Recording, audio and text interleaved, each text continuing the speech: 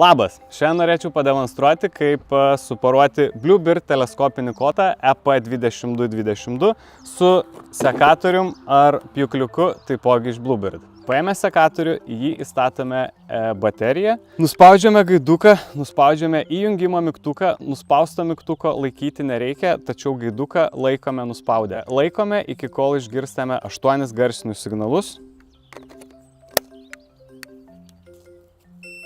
1, 2, 3, 4, 5, 6, 7, 8.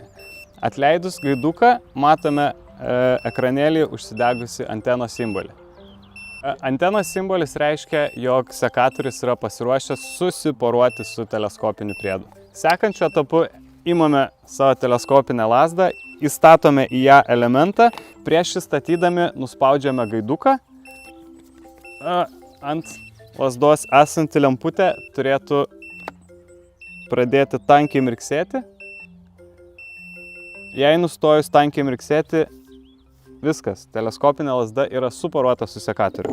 Spaudžiam gaiduką, gaunam garsinį signalą, suporavimas įvyko, tačiau kirpimas dar nėra atliekamas.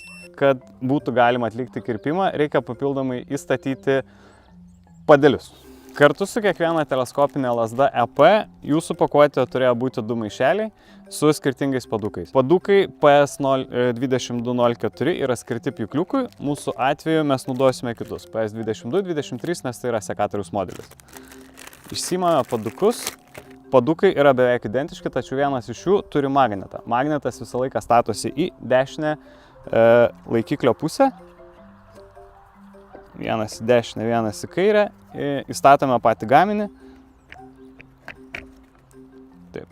Įstačius gaminį, jeigu mums uždarant yra didelis tarpas ir lyg ir taip jaučiasi, jog per prievartą reikėtų stipriai suspausti, kad būtų galima užsukti, vadinasi, gaminys nėra visiškai tiksliai įstatytas į prailginimą, jį gali reikėti pastumti arba šiek tiek į priekį, ar šiek tiek atgal.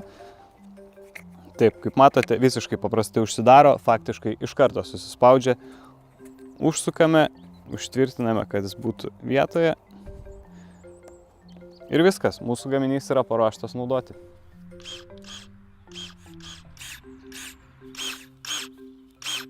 Teleskopinis kotas yra paruoštas naudoti, taipogi galite išskleisti į 2 metrų ilgį ir esate pilnai pasiruošę darbui. Gero naudojimo!